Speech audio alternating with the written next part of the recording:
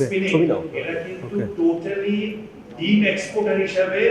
আমাদের মানে আমরা যারা এটা ক্রেতা আমাদেরকে কিন্তু আমি মনে করি 100% সাপ্লাই করে মেবি কিছু এক্সপোর্ট করে থাকে আউট অফ দ্য কান্ট্রি।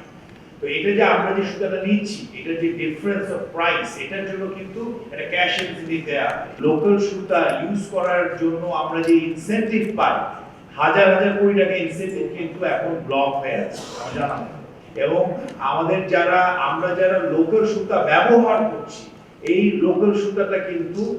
ব্যবহার করার জন্য যে ইনসেন্টিভ সেটা কিন্তু আমরা পাচ্ছি না। তার মানে আমরা বেশি সুতা বেশি প্রাইস দিয়ে সুতা কিনলাম উইথ দি আন্ডারস্ট্যান্ডিং যে আমরা একটা ইনসেন্টিভ পাবো কিন্তু ইউজ করার পরেও কিন্তু আমরা এখন সেই ইনসেন্টিভটা ব্লক হয়ে আছে আমাদের কিন্তু ক্যাশ ফ্লোতে আটকে গেছে। আরেকটা পয়েন্ট একটু আপনাদের জ্ঞাতার্থে বলি যে আপনার ধরলেন এই যে আমরা যে ইম্পোর্ট করি সুতাটা কেন ইম্পোর্ট করছি এই কারণে যে এই কম্পিটিশনে টিকে থাকার জন্য ইন্ডিয়া থেকে যেই ধরনের প্রাইস আমরা পাচ্ছি যে ক্যাশ ইনসেন্টিভের যে আমি বলবো যে মানে যে সাবসিডিটা এই সাবসিডিটা যখন ডিফারেন্সটা দেখবেন ডিফারেন্সটা কিন্তু একটা ভালো ডিফারেন্স। যারা আমরা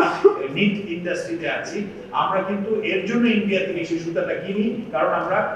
মানে বেটার প্রাইস মোর কম্পিটিটিভ প্রাইসে কিনছি। তো এর জন্য আমাদের চয়েস যে আমরা কি সেটা লোকাল সুতা নিব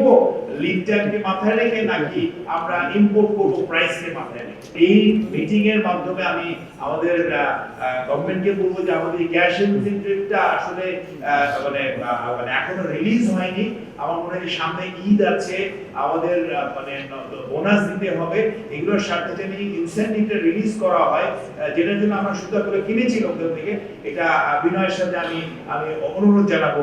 আমাদের অর্থ উপদেষ্টাকে।